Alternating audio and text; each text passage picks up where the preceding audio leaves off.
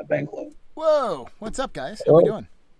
Good evening, good afternoon, good morning. This is Insomniac Hour. I am Tumultuous, here with Vince, Josh, and Michael. Michael? What are we talking about today? You mean Matt Aponte, our guest, Matt Aponte, the one, the only. I'm sleepy. Yeah. It's Insomniac Hour. I know. We were just literally just talking about how tired we were. I've just been tired the last few weeks. I've been doing a lot of work. I know Dimitri probably worked a freaking double shift today. And we're here with Matt Aponte. If you guys are interested in checking Matt out, it's mattaponte.com or themattaponte.com. Both of them go to the same place. But yeah, themattaponte.com. The Matt Aponte or mattaponte.com, and he's also linked up below. You guys can find him there. I think I actually created you a very special little link if people are interested in checking you out and everything that you do. If you just go to redpills.tv, that's the one with the Z. You go to ISOSYNC, and if you go to /Matt, you'll find Matt on both of those. One of his coaching website, and one is his ISOSYNC Labs, which we're going to be talking about a lot tonight. We're going to be talking about the Gateway Experiment experience. We're going to be talking about the brain, altered states of consciousness, and how to put yourself to sleep at night with just putting a little bit of ambient music on it. I think that's what everybody needs. I've been listening to the sounds, the tones, and there's a wide range on ISOSYNC Labs, and you could actually, if you have an iPhone or a mobile device, you could link it like to a shortcut right on your homepage. You just click on it and it takes you right to the website. Yeah. Play the tones right. It's got like house music for cleaning and like focusing, just when you're walking around, and then to sleep. Like, we'll get into that though. I just wanted to share house that. Music. There's a free 14-day trial for everybody who wants to try it out too. Very cool. And so if you guys are actually interested in that, I think there's an easier, I'm looking for the other web links because I got a whole bunch of different web links, and it's actually, I think is it linked up on your Direct Me there, Dimitri? Yeah, it should be. And what's the link to your Direct Me, if you don't mind reminding us? Direct Me Tumultuous? Direct Me Tumultuous. That's right. All right. Very cool. And so, Matt, how you doing, my friend? Doing wonderful, man. Awesome.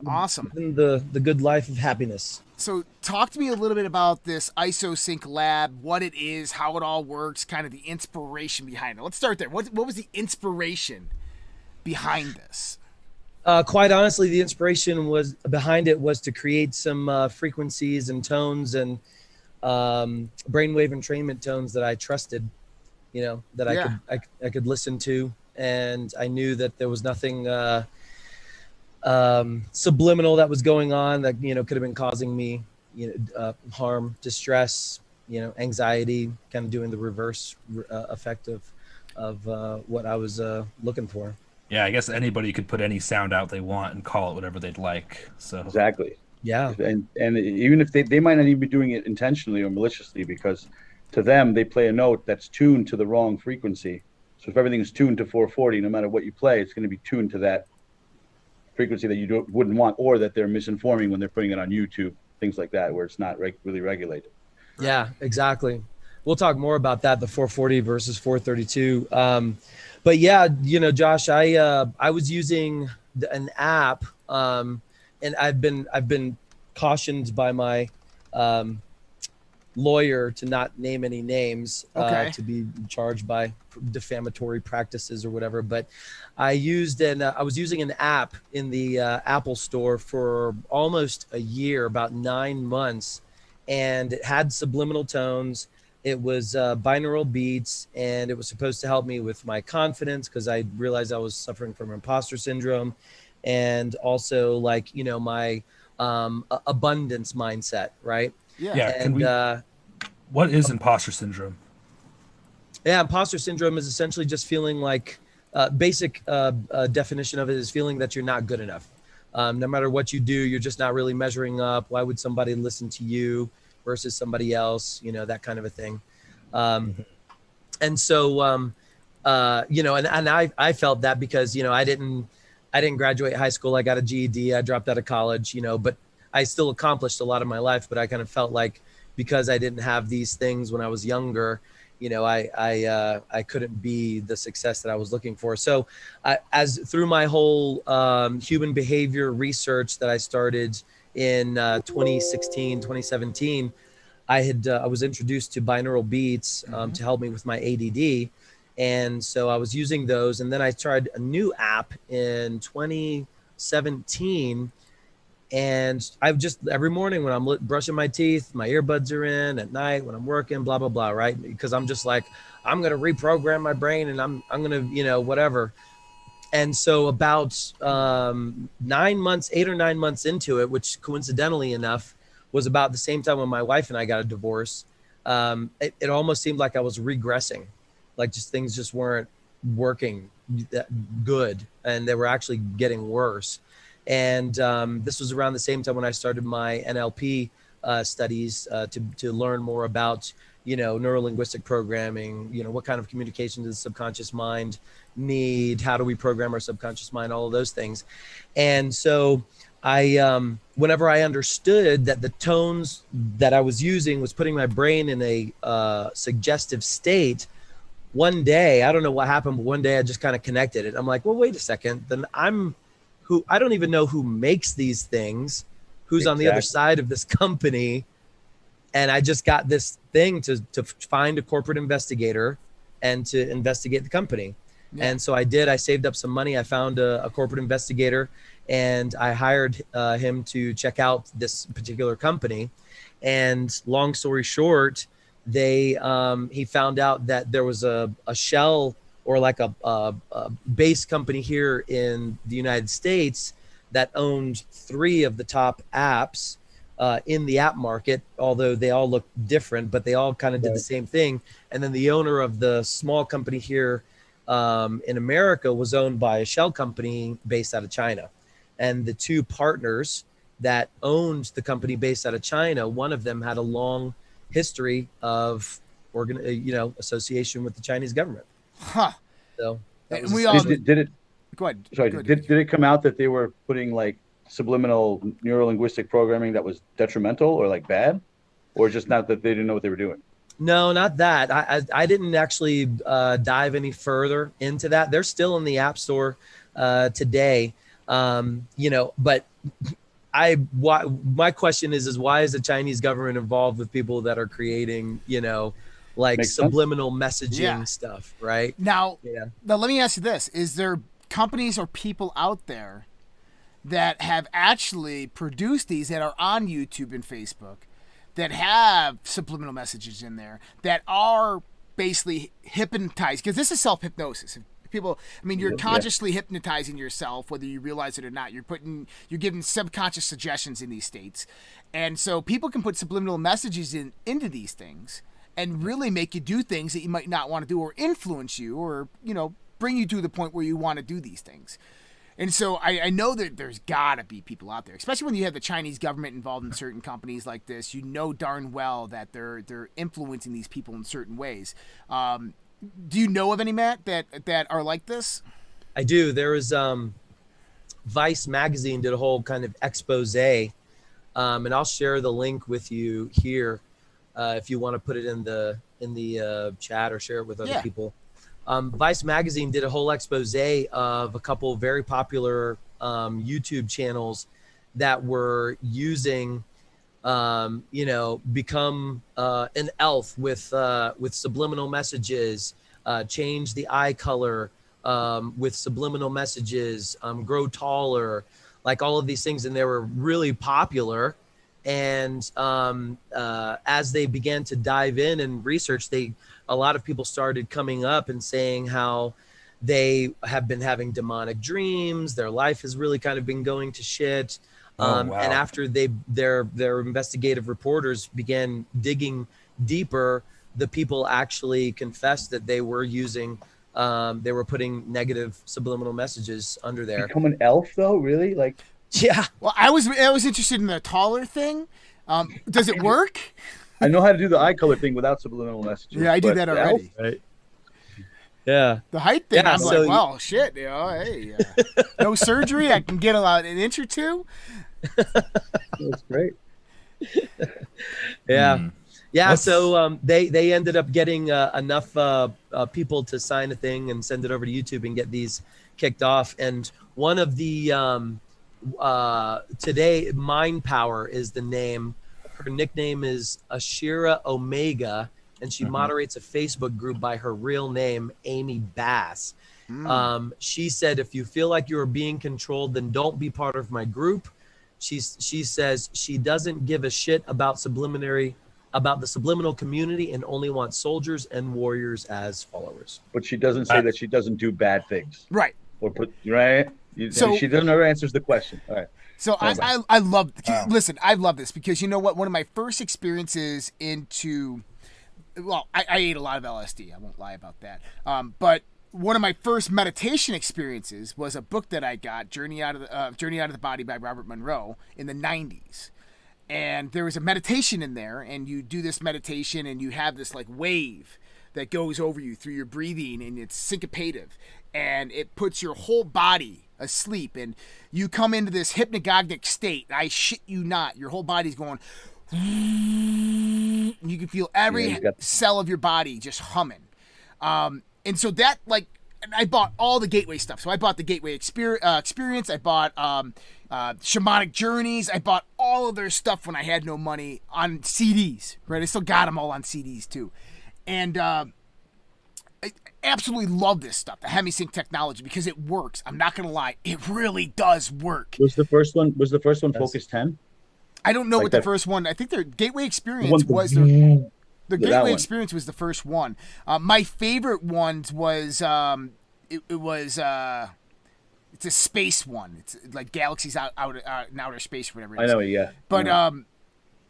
Journey, right? can you tell me a little bit, Matt, about how this works and why it works and what is actually happening on the biological, the neurological, and biochemical, biological point of the brain? How is this actually happening? What is happening to make whatever effect that actually comes about? Yeah, so the Gateway experience, they talk about the different focus levels. And if you listen to them, what they have in there is what's called a resonant tuning. And so when you're listening at some point, he'll take you through a process, and you have to actually exhale and vibrate with your exhalation, which does a resonant tuning. So what this resonant tuning does is it actually increases the vibration of your total cellular structure. What it also does, because there's different levels of focus, it increases the state of consciousness in your brain to a gamma state of consciousness.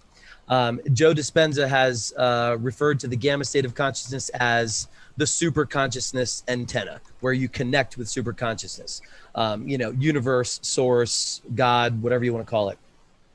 And so essentially what happens is, because this is actually a technique that one of the techniques I use almost every day in my meditation to get me, for lack of a better word, in like a super high energetic state, because resonance tuning is extremely powerful. And so what it does is, as you do it for a few minutes, you raise your energy levels to a certain point, and you raise your resonance tuning. The higher the vibration of the consciousness state that you have and your cellular state, you can tap in. You can tap in a lot easier to source of consciousness. You can astral project a lot easier. You have a lot more of a stronger connection with the consciousness wave that we tap into, which allows you to do things like blindfold sight, remote viewing. It increases your, psychic abilities, or whatever it is that you want to call it. So that's what it does. That's pretty cool, because I actually, so people don't know this, when I'm focused on something, I have ADHD. And I think one of the misnomers of ADHD, it's always squirrel, or you're always like here or there, or over there, or over here. And it's actually, you just get, sometimes with ADHD, you get this super hyper focus where you're just like, it's tunnel vision in what you're doing. And next thing you know, it's 8 hours later. And it's almost very similar to being in the zone, right? Or what I consider like this optimized zone. Now, I listened to the ISOSYNC, I forgot the guy's name, but I listened to his for ADHD. And this is the funny thing is it works. I mean, it's massive. Like, I'll sit there for 4 hours and building something, right? A website, updating. That's a section of the app. Right. There's the whole tuning.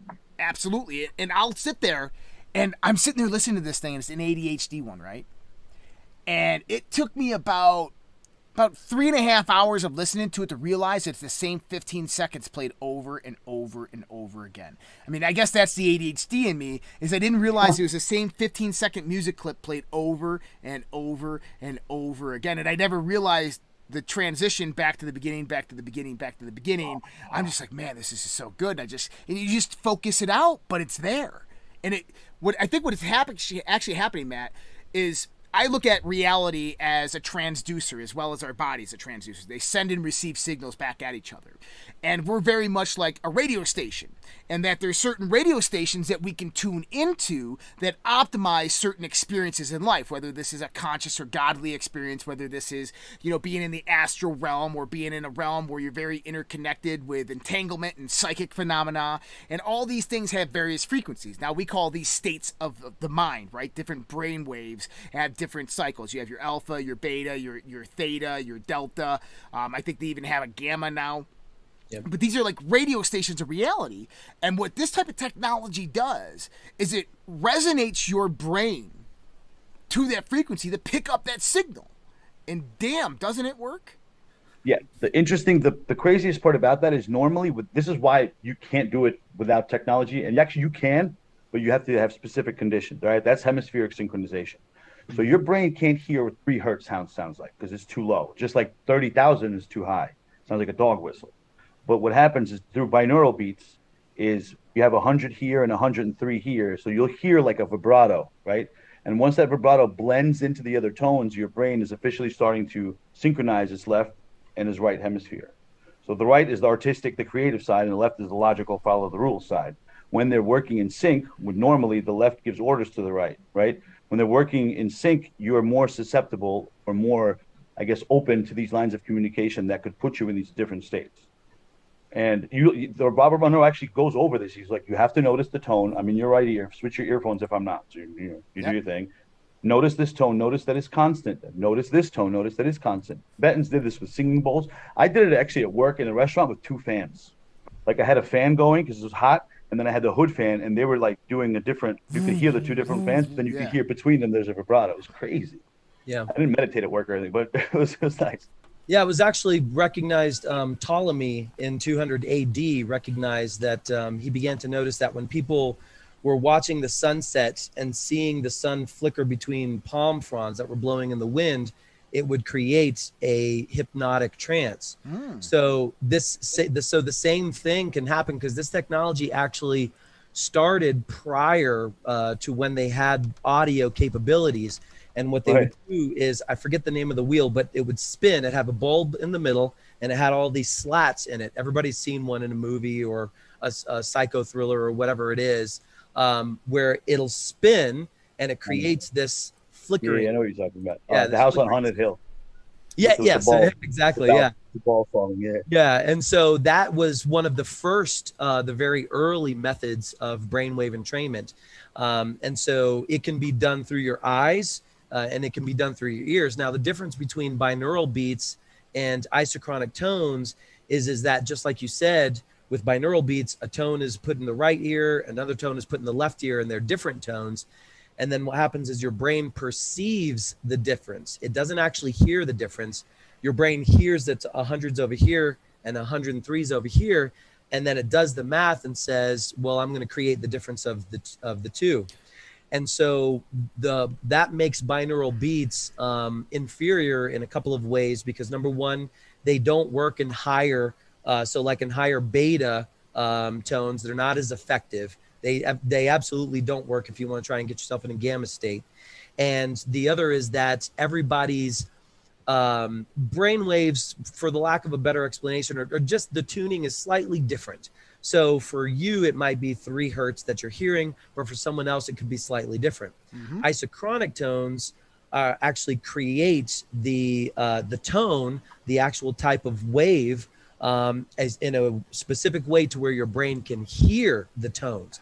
So the great thing about that is that you don't need headphones. And that's one of the biggest reasons why I created ISOSYNC the way it is. So you can go to sleep and get the benefit of brainwave entrainment, getting you into a deep delta sleep without having to put earbuds in your ears.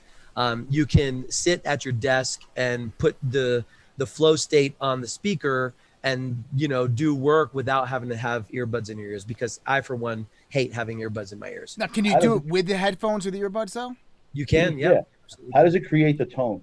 Like, if your brain can't hear, and why can't you access the gamma state with binaural beats? Just out of curiosity.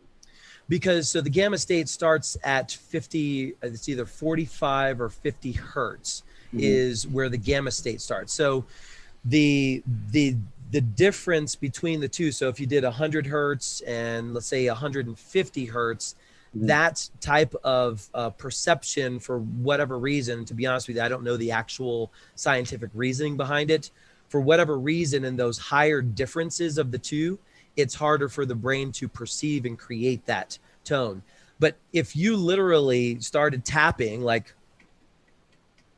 you can actually hear that, and your brain can actually match that due to the frequency following response. And so isochronic tones were invented in 1984. Binaural beats were invented in 1868. So it's just older technology. Isochronic tones are just newer technology. And the difference is they can work much faster, and you can receive it faster. And I think they play on an auditory sensation that actually has, is that your ear won't, both your ears are separate. So one's controlled by the right brain, one's controlled by the left brain. They are receptive to various frequencies, but they will not hear the same thing. Right? So one thing's going to hear a pause variation, a rhythmic variation, other than both of them hearing the same pulse tone, right? So if I played a note, it's not going to hear the first pause of that note. It's going to hear the second pause of the note and the third pause here, right? It's going to have that bifurcation, if you want to talk about it like this. And so what happens is you have a bifunctional waveform, which is put out there. So you have a bifunctional waveform. This is either one wave that is modulated, so you'll have like a 100 hertz and 103 hertz, 100 hertz, 103 hertz. So your first pulse be 100 hertz, your second pulse be 103 hertz. So what happens is when this is put out into the air, one ear hears 100 hertz, the other ear hears 103 hertz. Gotcha. I understand. So it's still stereo mode, but at the same time, kind of. Yeah. And the cool thing about isochronic tones as well, so like the ADHD ones that are in the app, they actually stimulate each side of the brain independently. And the reason why that is useful or important is because for ADHD, autism, ADD, what happens is we have, gamma, beta, alpha, theta, delta waves all happening in our brain at any one time. It just depends on which one's more dominant is the state of consciousness that we're in. Well, so for the left hemisphere of the brain, which is our more analytical side, and for the right hemisphere of the brain, and it's not actually split directly between the two. We have different compartments that are, but to keep it simple, for the right brain and left brain, on the right side of the brain, you can have a higher concentration of higher brain waves. So like close to gamma brain waves. But for the analytical side, you can literally have a higher concentration of lower brain waves. So let's say like theta. So essentially what happens is in extreme cases like this, in autism, for example, that's why these children have a really hard time communicating and being able to do, like normal tasks, like having a conversation with somebody. But analytically, they are super tapped in, and they can do super creative count the toothpicks on the floor. Yeah, exactly. And so what happens is when you stimulate each hemisphere of the brain independently, you can actually lower the concentration on one side and raise the concentration on the other side. And that's what those tones do. And so for those tones, headphones are required. I saw a TikTok recently, and a guy had an electrocephalogram like attached to his brain. The EEG meter like measures the waves. And I don't know if this was true or not, but he had like the delta or the beta, however, and he started saying affirmations like, I am power, I am this. And then so you see the things progress, and then he started singing the same affirmations, and you see the gamma like skyrocket. I mean, it could have been manipulated with a flick of a mouse, but it was very inspiring. At least I have hope, that singing is better than saying. I want an EEG. Absolutely. I want to do that. Biofeedback 101, right? Do some experimentation. I've been looking into buying one for myself. Good ones are pretty expensive. The tricky thing about them, though, is that they're so sensitive. Yeah. They have to be used in a very like a controlled environment. Controlled, isolated environment.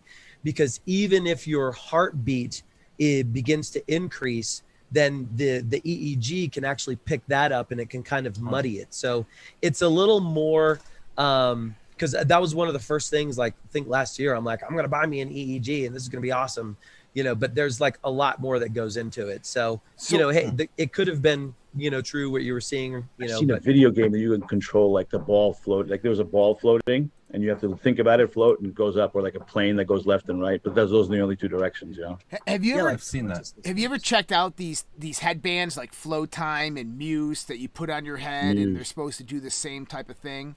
Have you ever checked those out? You have a mental battle with an opponent. Yeah, like consciousness games. They kind of like tap into your brain waves and you kind of think your way through it. I've looked into those. They seem pretty cool. I've never experienced one though.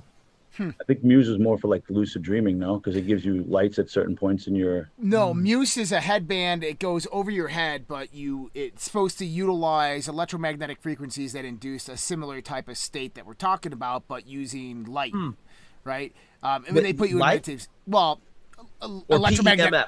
Yeah, exactly. Well, it's all pulse light. Electromagnetic field. Yeah, pulse electromagnetic field. It's all light. It's all electromagnetic energy. But they use pulse electromagnetic fields to induce these brain states of meditation, lucid dreaming, out-of-body experiences. The stuff's pretty expensive. I've always looked at them. I had never even combine the two. I mean, well, it's funny that you bring that up because I'm actually working with some manufacturers that's the next thing that I want to bring probably end of this year, beginning of 2022. Is PEMF, essentially therapy to combine with the frequencies, because there's a particular way where you can create the isochronic tones, and if you slightly adjust them, they can be turned into pulse electromagnetic field therapy if they're plugged into the right, if you have like a little amplifier. And so what I'm looking into doing is having an amplifier that is created that will plug into the headphone jack of your phone. And through that, it'll play the audio tones. And then you can have like a headband, or you can like put it on, if you have lower back pain or, headache, you can put it in different areas. And so what it is, it's just it's a slightly, it's an isolated type therapy, and it shoots that, pulse electromagnetic field into the direct area that you want. But you can, you absolutely can use those. Is there a way, because you said they used to do this with palm trees and sunsets, right? Yeah. Essentially, because it was like a shutter of a camera, So is there a way you can make an app, or in your app, that has like a light that flickers at the same time as the tones, maybe, to kind of get like, so if somebody's falling asleep, they could put their tablet like on their bedside, and they'll have like the lights flickering, like soft colors or whatever, to match the ISO. Yeah, then that's two senses being stimulated at the same time. Yeah, we're actually working into that. So it's going to go under the color therapy. Gotcha. So you have your RGB. There's actually 7 different colors, and non-coincidentally, they match up with the same colors of the chakras, of all of our chakras. Yep. And so those colors help stimulate, excite, or relax a certain type part of our neurology. And so I'm actually working on getting bulbs that have RGB light bulbs that have speakers built into them. So that way you can have the tones and the colors. Yeah, like what you're doing in the back there. It's And a remote. yeah, and so you can change the colors, but color therapy is very powerful. And so yes, to answer your question, yeah, definitely looking into those things and getting those to stimulate. Because when you can have auditory, visual type of sensations, and also looking into some kinesthetic type feeling feedback. So like simple vibratory vibrations, like pads that can go into your chairs that you can just sit down. When you can address all, 2 or more of your senses, then the experience is much more powerful. They make this with a microphone attachment, and it'll go with the beat of whatever you're playing. Like if I'm talking right now, it will be switching call. Not this one, but like at the other one. So essentially someone could do that, but it won't be the PMF you're talking about. Because if I played your tones right now out loud and attached that microphone to it, it would blink the colors. And then I don't think you could set the colors you want it to blink either, which is kind of bummer. Well, tell me more about what states of altered consciousness these things can do and what we can access within these states. Yeah, so there's 5 states of consciousness, like you said, starting from the highest: gamma, beta, alpha, theta, delta. Gamma is a much more rare state, just because people don't usually know how to access it. The only times that Joe Dispenza has experienced it when they're in deep, deep transcendental meditative states, and then they'll notice that the brainwave states peak that high. But there's, aside from Monroe Institute and the Gateway Project, I haven't come across anybody that has been able to use a method like they do to get in the gamma. So you can use isochronic tones. I actually have one in the system, and I'm actually creating a guided meditation combined with the resonance tuning and the isochronic tones to get you in a high gamma state. And that's coming out probably, I don't know, a couple of weeks or so. But then we have the beta. So there's 2 phases of beta. There's high beta and there's low beta. And high beta is associated with the fight or flight state. Mm-hmm. So whenever you're irritable or you're stressed out or someone just cut you off or your wife, partner, boyfriend pissed you off and you're just really in a bad mood, then your body goes into kind of like a fight or flight state of anxiety. And so you have a higher concentration of beta waves. The funny thing about a higher concentration of beta waves is that they're not consistent. They're kind of very like jagged. They kind of look like sawtooth waves. And so when that happens, then our brain body connection is severed. Our body has turned on the sympathetic system, and your parasympathetic nervous system is shut down. So you're not thinking with your head. You have really no empathy. It's not a good time to have any meaningful conversations. You're not eating right or anything like that. Your body's just ready to fight or flight. The lower range of beta is our normal everyday range. And so that is around, it's like 13, it's like 10 or 11 up to 20, 25. Mm-hmm. And this happens about 15 minutes after we wake up. So when we wake up, we're just coming out of theta, we're crossing through alpha, and then we get into a beta mode. So in beta mode, we're 100% tapped into this physical 3D reality that we're experiencing. Beta mode is also really good for studying. So if you want to, or test taking rather, if you want to take tests, if you're doing any kind of thing that's going to be tapping or asking you to tap into your short-term memory, beta brainwaves are a really good state to put yourself in. And beta is just kind of like our everyday brainwave state. Right. Alpha, and the high alpha, 9.1 hertz, is actually associated with the flow state. And that is also the 7.83 hertz, you said. 7.83 hertz is the Schumann resonance. It's the Schumann resonance, correct. Yep. 9.1 hertz is the most consistent state associated with the flow state. Ah, gotcha. So this is also, if you're doing any studying or learning, this is a really good state to be in, because you can then allows things to get past your analytical mind into your subconscious and your short-term memory, so you can retain things a lot better. So that's the alpha state. Alpha state is also a really good creative state. If you have some kind of job or task that is going to be tasking you in a creative sense, then you want to put in the instant flow state tone, or one of the flow state tones, or some of the lo-fi or type of The house music. Yeah, some of the house music that has those flow state tones with it as well. That's going to really help you be creative, think outside of the box, do a lot of those things. Below alpha, what was that? No, go ahead. I was trying to have a question. Yeah, so below alpha is the theta. So whenever we're starting to fall asleep, or if we're taking a nap, then we're in the theta brainwave state. If we're in a deep meditative state, we're also in the theta brainwave state. So theta is when we're really having vivid dreams. We're also connected more to source or consciousness. So if you've ever had a nap or slept and you have an answer to a question or an aha moment or a light bulb in a dream or something, I don't know if that happens to you guys, kind of happens to me often, but right. You'll have these really vivid dreams, but that's where the theta state is. And this is also the state you want to get yourself into. It takes about 20 minutes of meditation, to 15 to 20 minutes of meditation to get yourself into that state as well. Delta is a deep, detached consciousness state. So your conscious brain is completely detached. It is gone. It's 100% asleep. And so this is associated with dreamless sleep. So if you had a really deep sleep, you don't remember your dreams, but you woke up feeling good, you probably had 3 or more hours at night in the deep delta state.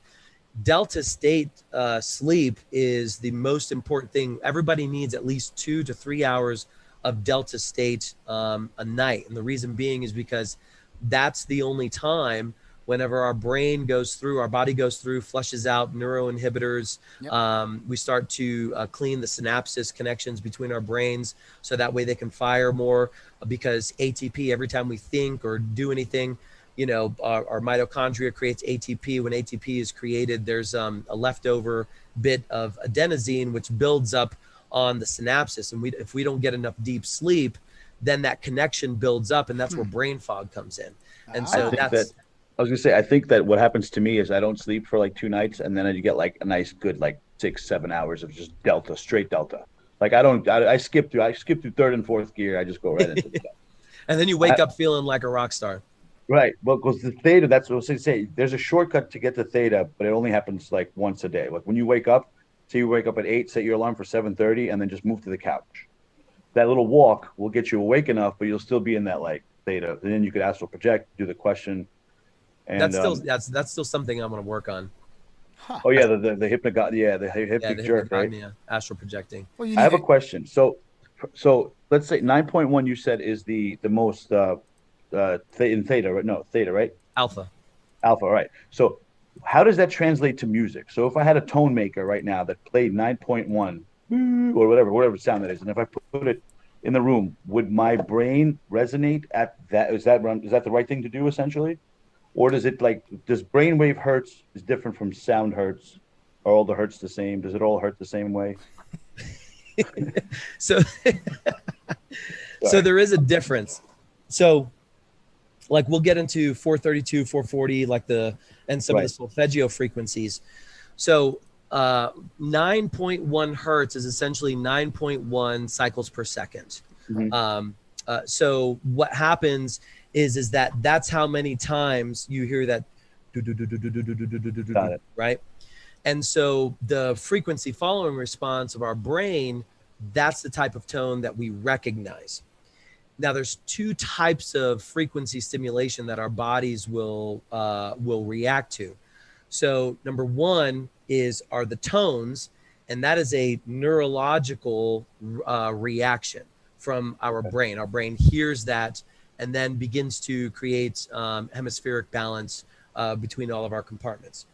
The other one is where we're looking at 174 hertz, 285, the solfeggio frequencies. Mm-hmm. These frequencies, if you were to listen to them, they're really like loud, like beep kind of a thing. So Right. there's different levels of that. That type of frequency stimulates us on a cellular level. And because 72 to 80% of our body is made up of water. So it's Water automatic, right. sound travels through water extremely well. Every single one of our cell walls actually is constructed of water. About 42% of every single one of our cells has water in it. So when we use these frequencies, and like we'll talk about, like 440 causes irritation, it causes stress, anxiety. 432 actually, because it's based off of the golden mean ratio, it actually harmonizes, and it can be identified in universe and stars and not, everything in nature. And our cells react positively to that. So what a lot of people don't know is that our whole body has a resonance. A healthy body has a resonance between 68 and 70 megahertz. Our whole body has that resonance to it. And whenever our body resonance drops below that, between 50 and 68 hertz, that's whenever you're not feeling good, you're probably catching cold, maybe you're getting the flu or whatnot. Wow. When you're getting lower, below 50 hertz, then you're getting sick, you're getting some kind of disease. If you're in the 40 megahertz range, that's when cancer starts to set in. And so when our cells, and if you were able to take, like if I could just grab like a cell, right? Maybe it was a blood cell, or maybe it was a skin cell, or whatever it was, and I could take two battery testers and touch it, a healthy cell would put off an energetic signature between 70 and 100 ohms. And so every one of our cells puts off electrical energy. And so that's what a healthy cell operates at. When that electrical charge works lower than that, then our body begins to slip into dis-ease. That's when sickness begins to come on. So these higher frequencies, like 432 hertz, actually stimulate us on a cellular level, raise the vibration of our cellular structure, and even some frequencies like 528 hertz can stimulate cell regrowth, can stimulate activation of stem cells, a lot of those things. You could do it almost instantly. There's a person on, well, like, again, YouTube. So, he says, I'm going to play 432 and 440, right? So one is tuned, but it's tuned to 432. So you hear a guitar riff, and then you hear a higher guitar riff. So it's played like on a higher, basically with a fret, right? Yeah. But the higher one is actually tuned, and they're both tuned to 440, by the way. And you're like, oh, I don't know which one I like better. And then he's like, neither, dude. They were both 440. And then he does like 3 stages of these, and he goes, are you surprised? And to tell you the truth, God honest truth, I picked 432 except for the 440 one, because I picked one of them. I picked the one I like better, but obviously it was the same. But the other one's like and I recognized that as soon as he did that, I was like, wow, the next one's going to be like completely jumbled, because I thought it was going to be the same thing.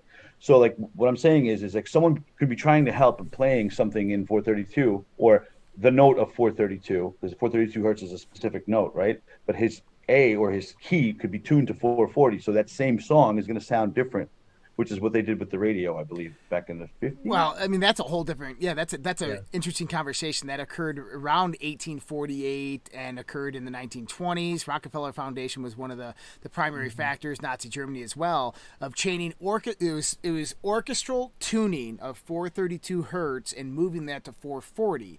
Now, what Matt was actually saying there is a lot of this is that these natural solfeggio frequencies resonate with various aspects of human functionality of our body, of biological systems. And this produces dis-ease as they begin to move away from those resonant frequencies. Now, instead of just saying dis-ease, we should just say dissonance, because that's really what it is. It's a dissonant or distorted tone in nature that's not harmonic to its external surroundings, or the external surroundings are not harmonic to the biological functions of your body, and this is where the dissonance actually is produced from. That's why a lot of people, they go out, they will get cancer, and they'll go get all the treatments, they'll eat right, and still they get the cancer, because it's the environment that's producing the dissonance within their body, and it was really they need to get back to nature. There's a Gaia series out there. It's not a series; it's a documentary on Gaia TV, and the guy, it's about grounding yourself to the earth. And the guy was a stockbroker in New York City. He got this rare disease. Went from 6'3", like 190 pounds to 98 pounds. Frail, dying in the hospital, and everybody was surrounded about him right before he died. And he said, I just want to go outside and I just want to feel nature again. And they took him outside, and the hospital said, no, you can't do that. And they laid him down on the ground. And he said immediately when they laid him down, it was like a rush came through his body. Shit. And he felt better. He felt so much better. And they took him back to his bed, and he survived that day. And he said the next day, he goes, take me back out to nature. Take me back outside, for real. Yeah. And they took him back out there, and they laid him back down, and he felt the same rush. And he actually is the one that made the documentary. And he's now back healthy, and the disease is completely gone. And he swears by it that we have taken ourselves out of nature. And that has repercussions because our biological functions are dependent upon these resonant frequencies that we're talking about. And that when we distort that environment to massive radical degrees, we make ourselves ill. And this is where disease is originated from. Distortion and dissonance comes from. And I think it's amazing what Matt's doing because it brings about this way to heal ourselves and attach back to nature with nature's natural frequencies. Yeah. So what you're talking about with nature there. So like, for instance, the color green has a frequency very close to the Schumann resonance, the color frequency. And so they've even proved that when you spend at least a day or even just a majority of a day out in nature, it boosts your killer T cells. And if you spend 3 days out in nature, it boosts your killer T cells so much that they stay elevated for up to 3 weeks after you come back from nature. Wow, and Matt. yeah. And so like things like wind blowing through the leaves, bird songs, crickets, all of these things happen at frequencies that our body literally reacts to in a positive way. And then just like grounding, we're like capacitors, right? Our bodies, when we're absorbing so much energy through 4G, 5G, radio antennas, all of the shit that we're exposing ourselves to, if we don't regularly and every night, actually Josh is the one that told me about the grounding sheet for the bed. Yep. And so ever since my wife and I put one of those in our bed, we sleep great. And so if you're not constantly grounding yourself out and just decharging yourself and connecting with earth, then, you'll just essentially. There was, sorry. Go ahead, Dimitri. What's that? What's a grounding? I'm sorry. What's a grounding sheet? That's the first time I've ever heard. It's a silver thread. So it's a thread that's made out of a silver composite. So it's silver, right? Okay. That's actually threaded into cotton. And so it's just like a little blanket or a sheet or a piece of fabric that you can put down on the floor, and you connect it to an actual ground, and it grounds you literally to the earth. And they work. I got one right up in my office. I take my shoes off and I put my feet directly on top of it. I sleep on it sometimes if I'm feeling like down or crazy but so every morning when I wake up, I actually go outside, unless it's crappy out, but I go outside and in the grass. Yep. I take my shirt off, which I'm sorry, ladies. It's probably not something everybody wants to see, but I take my shirt off. I take my flip-flops off and I sit down on the grass. And I lay down and I make my back contact on the earth, and I make my feet contact on the earth. And what I was about to say is there is an experiment done by some scientists who are testing the validity of grounding. And what they wanted to measure is the electric flow. They call these, what are they? They're something electrons, but they're like basically ambient electrons. They're just stray electrons that are floating in nature. And they wanted to see if when a human being made contact to the ground, if there was some type of transference of flow of electrons or energy. Gotta be. And so we think of it like this, is that our body is transferring energy to the earth, but it was actually the opposite. They measured such an inflow of electrons from the earth up into the feet, into the body, that they couldn't even calculate it on their sensors. Now think about that. Plug yourself in, man. Plug yourself in, man. Seriously. Yeah, we say we go to nature to unplug, but it's really the other way around. That's right. Yeah. It's plug in. It's we're a part of the system, and we need to be, and I think a lot of it is, we've had Nathan Waltz on the show, and he talks about the third state of matter, or the third state of water, which is this plasmic type of water that your body creates in the cellular system, and it makes it highly more electrified in the sense where the electrostatic bonds in the water hold electrons more secure, and this actually helps in the metabolism of ATP, adenosine triphosphate, and the Krebs cycle, and cellular metabolism and respiration, and keeping the mitochondria actually very, very healthy. And so what you find out is that your body can have depleted electrons.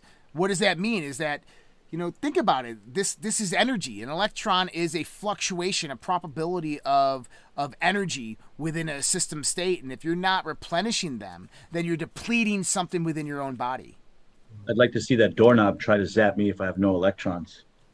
Don't touch it. it. No. Oh, it happens. Because it always does. It happens to me and my daughter all the time. I'll be like, you ready? And she'll go like that, and I'll zap the heck out of her, and she'll zap the heck out of me back. We'll transfer that electron back and forth, back and forth, back and forth. But we're highly electric beings, and we do the same thing. We both go outside, and we walk around barefoot. Yeah. I have a question. Well, you were talking about color and frequency before. Now, this has been told to me by an ex-girlfriend, so I don't really believe her too much, but I kind of tried to verify it, and I think it's true.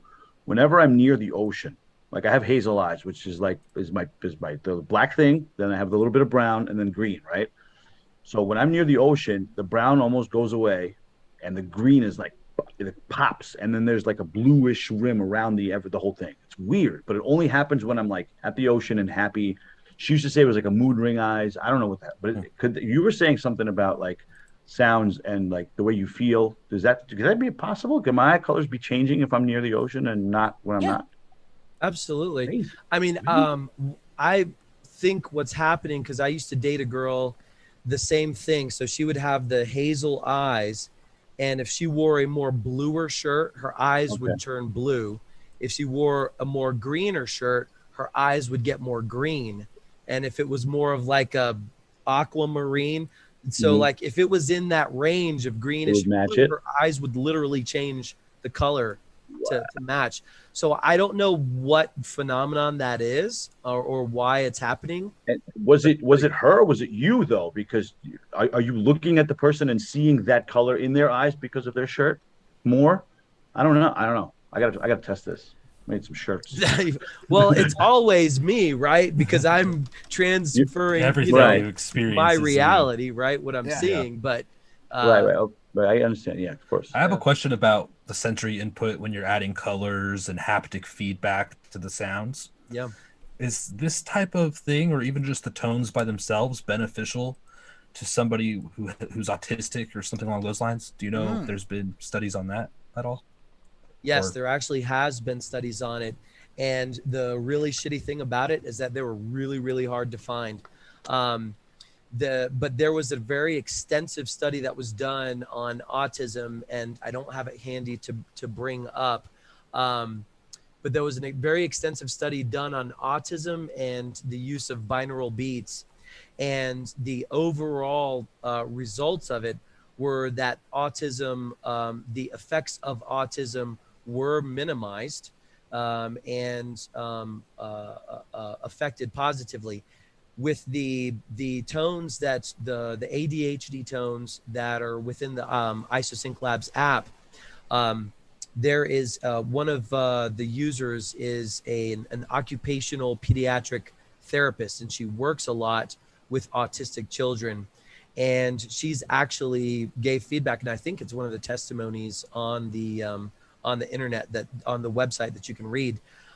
She's actually said that whenever she plays those certain tones, that it calms them. The kids come back and say that they just feel better. One mother said that her autistic child was able to then at 3 years old actually manipulate and use a toy while listening to them, and she said that he was never able to do that prior to that. So yeah, it does, because essentially what autism is an imbalance of the brainwave. So whenever you are able to bring the majority of those to a more consistent brainwave, right? Maybe in autistic children, they don't get that dominant brainwave, but it does kind of balance things out a little bit. Yeah, it absolutely helps. It also helps with Alzheimer's as well. So music with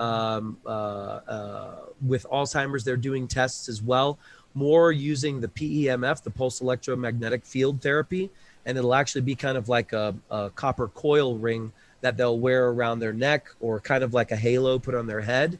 And they've done a lot of tests with that it actually helps relieve the symptoms of Alzheimer's. And these are still very early tests as far as that's concerned.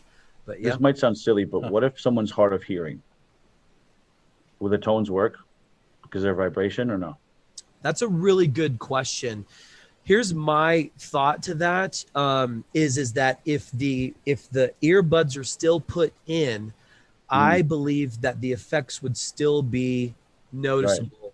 And here's the reason why, is because, we have those very sensitive fibrous bones in our ears, and our whole body is connected to our ears.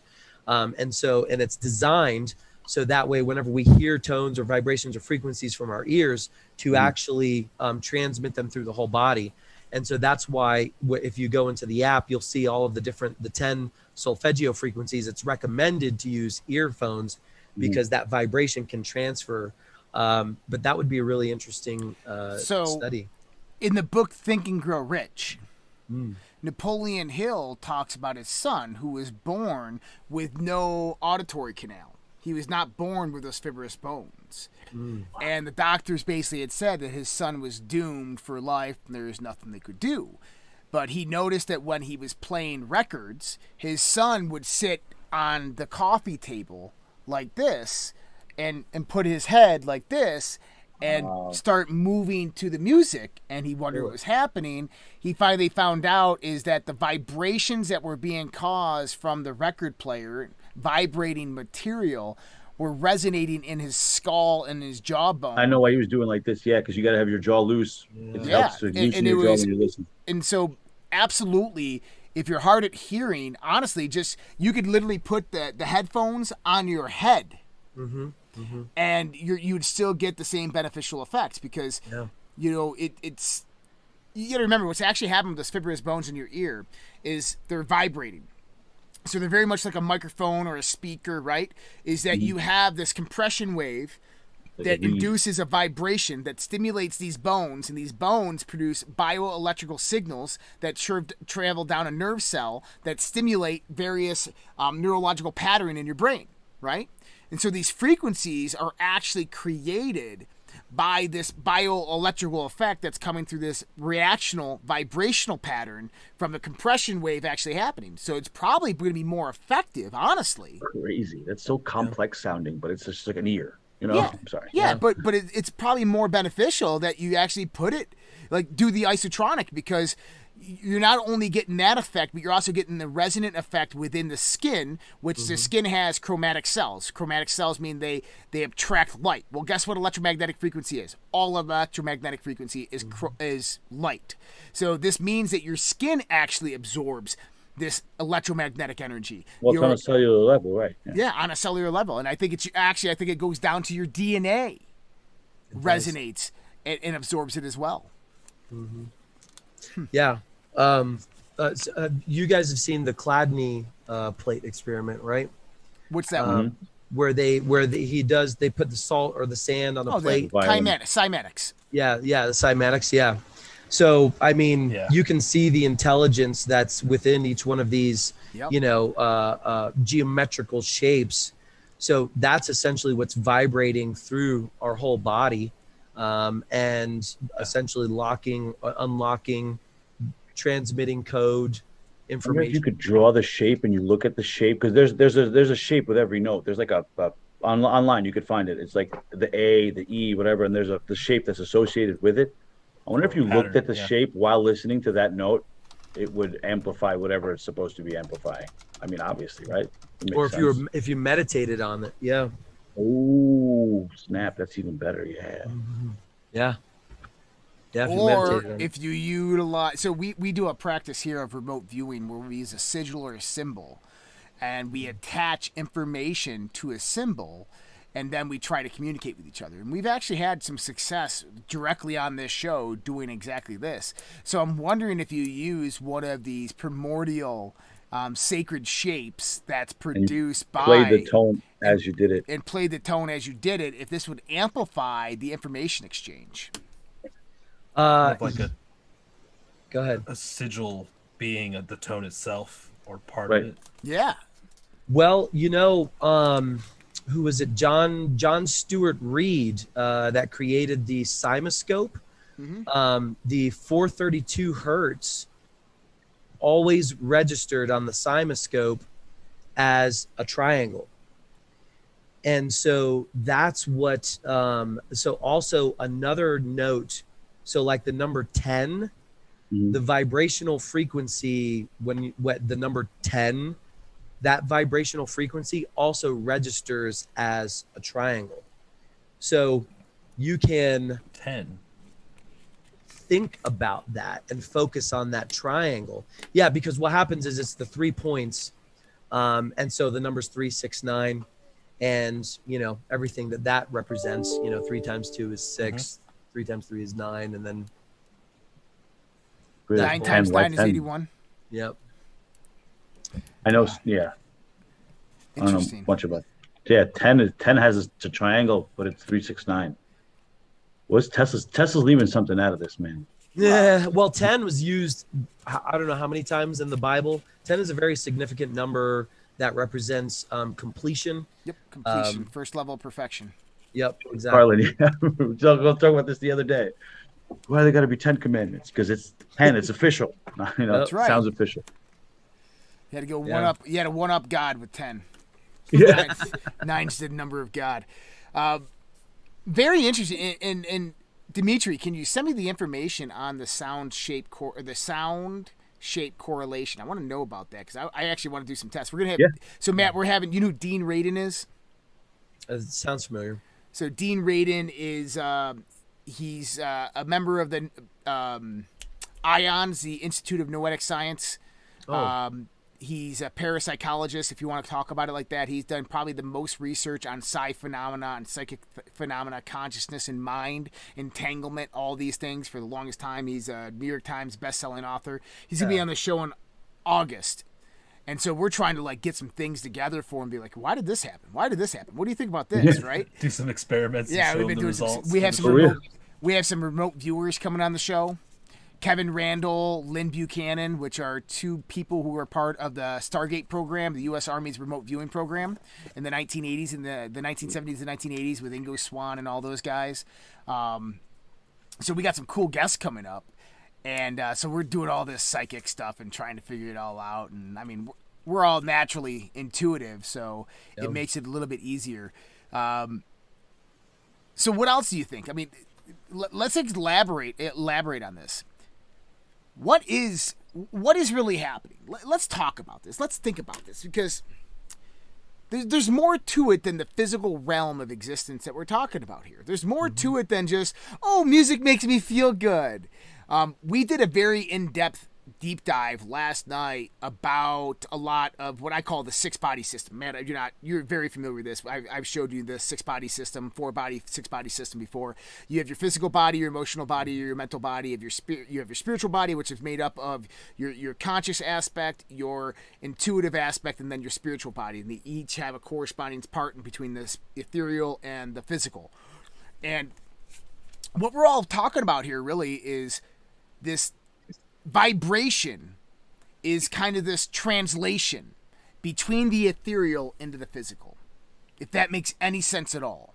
But, deep down, what we're talking about is states of consciousness, altered states of consciousness. All a vibration is movement. All movement is energy. All energy is consciousness. And so we're either resonant to it or we're dissonant to it.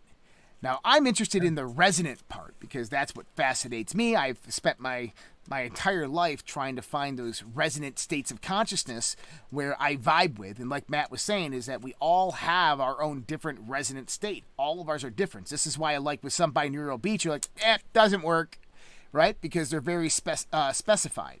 And this is why you can go out into the nature and everybody hears something different. There's so many combinations of sounds. That's actually interesting, Matt. I'm wondering if you go out in like the deep wooded forest area, if actually what's happening is some type of harmonic isotronic tones that are being relayed by the natural sounds of nature that put 100%. you in that state. Yeah. When an animal dies, another one replaces it too, right? Yeah. Keep that up. Right, but I wonder if it's isotronic technology that's actually occurring there. These multiple waveforms. There's probably like a squirrel somewhere with a little mixer deck. Kind of. Yeah. Well, Turn the crickets on. I bet it changes, but with, like in a rainforest, for example, there's probably an average tone throughout the night that you get from all the insects.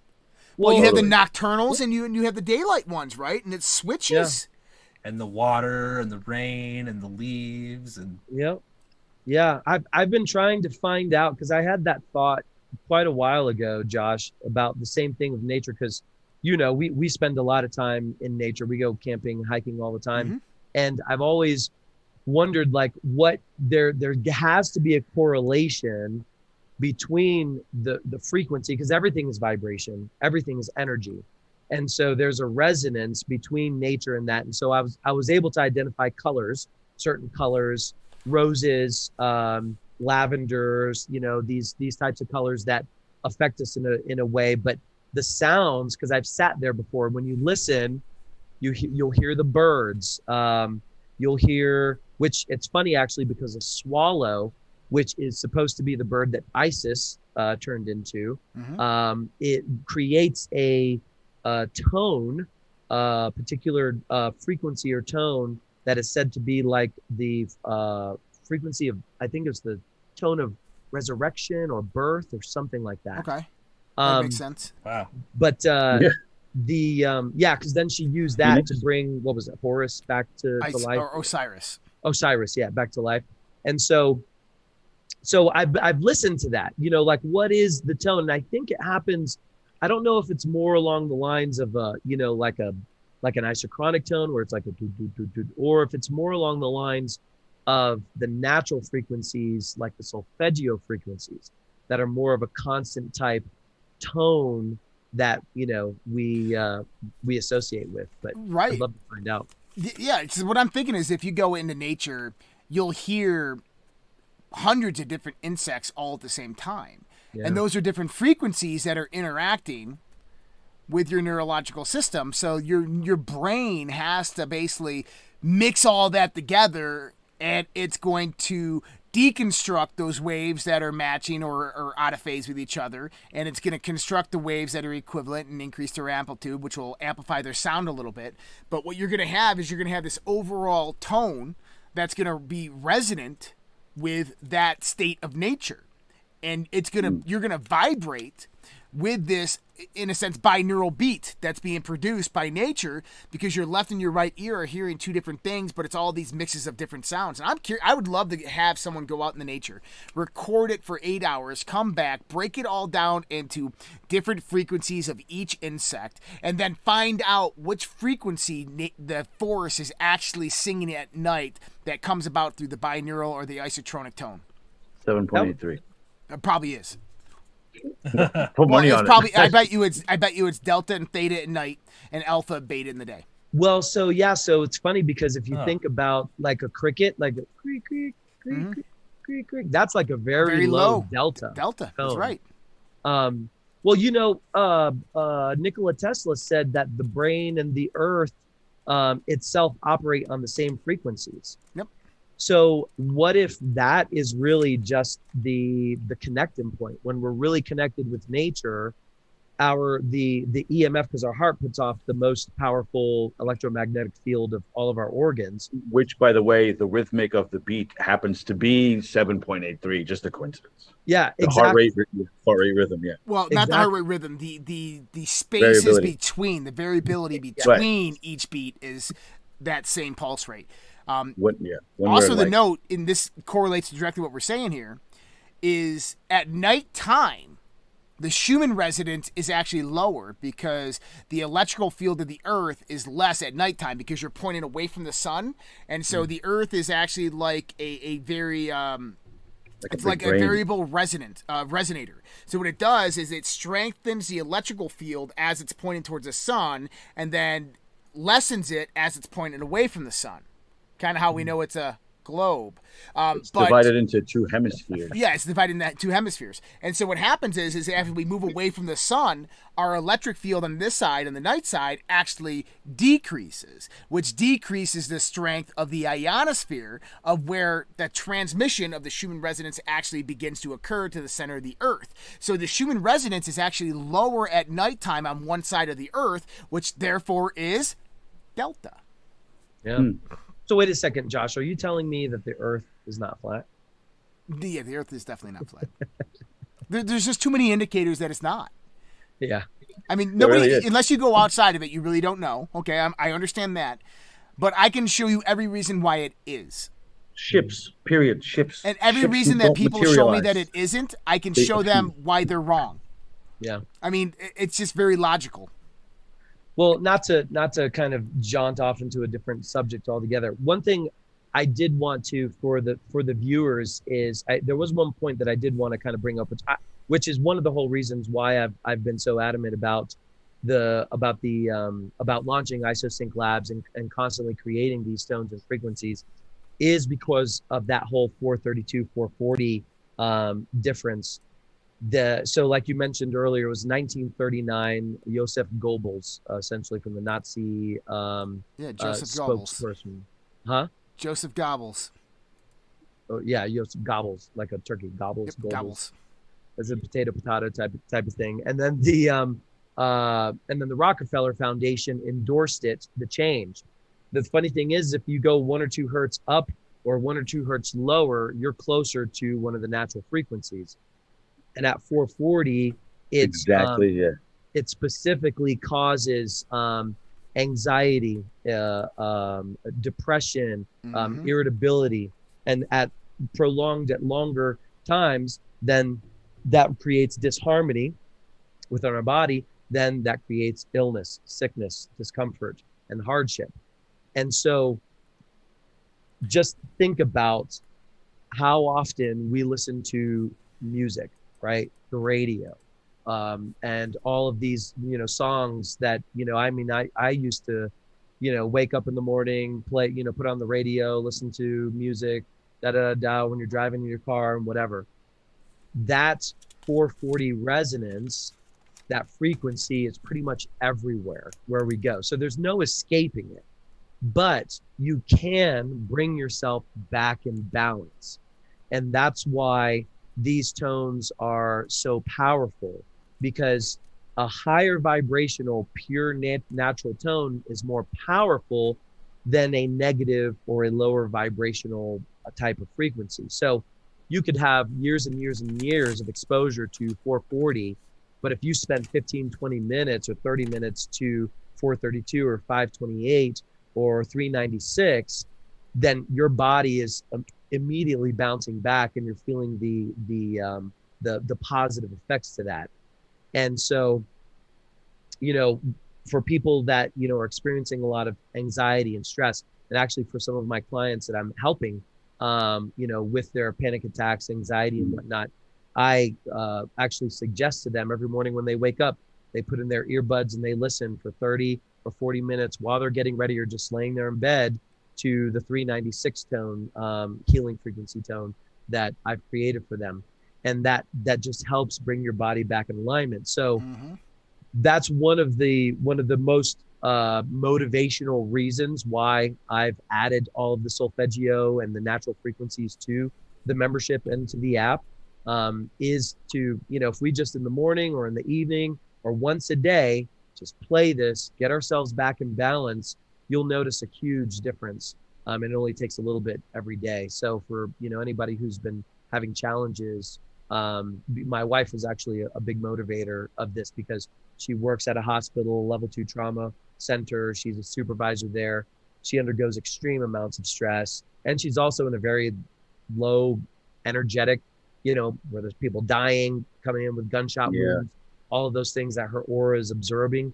And so she was actually the first one that I created, healing frequencies that I combined with the 7.83 hertz, the Schumann resonance, and she swears by them. When she leaves work, she plays them in her car all the way home, all the way to work. So, that's kind of something I wanted to share. Awesome. Well, what else you got, Matt? Well, you wanted to talk about what's beyond, right? Yeah. Beyond the physical. So you obviously, about the tree of the Kabbalah, right? Tree of life. Yeah. Well, the whole journey from the lower base of the tree up to the higher spiritual is essentially a journey of elevated consciousness. Mm-hmm. And elevated consciousness is essentially a shift in your vibrational state. And the higher we are with our physical vibrational state, the more we can take on energetic spirit within our actual physical cells, which allows us to attain higher levels of enlightenment. And that's essentially the ABCs of it, right? The basics. Yeah. So for those who are looking to get on a path of enlightenment, constantly increasing your vibration every day is a good way to do it. Absolutely. I absolutely agree with that. Yeah. Dimitri. Very cool. I'm looking at a couple of pictures on of this Chladni plate. You could actually, the one guy sells it on Etsy, but that attaches to your iPhone. And you hit the note on your tone, and it's like it's in a box, and the Chladni gives you the little shape there. But that's cool. I was actually thinking of getting one and kind of just doing my own, type of experiments with it, so that we could show. As I'm looking in, it's hard to decipher who's just drawing symbols on plates, like who's making designs and who's actually using the note for the right thing. So I guess the only way to do it really is just to get some plates and some notes. Yeah, or you could just get like a speaker, and then you just need every speaker has 4 mounting points in it. Right. And if you put like a copper tube between those, and you brought those together and created a one center point within the plate, mm-hmm. then that would essentially do kind of the same thing. Looks like speaker's going to die today. Yeah. Cool. I'm with it. So, talking about, enlightenment, elevation, spirits and whatnot, our auric field, you can take the different phases, the subtle bodies like you talked about, and kind of condense them into 3 main ones. So you have spirit, you have soul, and you have the physical body. And talking in kind of broad strokes, our soul is, like Josh has said, that transducer, that kind of filter or connection between spirit or source and our physical body. And so everything that we bring in, the soul can actually act as a manipulation of that energy. So depending on what state our vibrational state of our soul is, because a large portion of our subconscious beliefs are actually contained in our auric field, mm-hmm. in our soul, then that energy is transmitted and manifested in our physical being. So kind of what does that mean? If we have a lot of negative beliefs that are programmed into our subconscious or our spiritual subconscious, into our soul, a lot of limiting beliefs, a lot of low vibrational beliefs, well, that energy that comes in through source, because we're all tapped into consciousness, that energy that comes in through source and that's manifested into our physical body can manifest into, negativity, disease, these kinds of things. And then also that energy is then put out from our solar plexus into our auric field. Mm-hmm. So, you ever wonder why you go in a room with somebody and you're just like, I don't know that guy, but I don't like him. I just get a bad vibe. It's essentially because the way that he's transducing that energy based on his soul and what his solar plexus is pulling out is a lower vibrational, like not a good high vibe and energy. And, so it causes a kind of collision with those people who are in a higher vibrational state. Yep. And so a real, a good way, this is why with a lot of, my clients that I work with, the first thing that we go into and begin to tackle is the subconscious mind. And when you start getting into the deeper work is when you start working on the auric, the biosphere of the body, because the rings in our aura or our electromagnetic biosphere is kind of like a tree.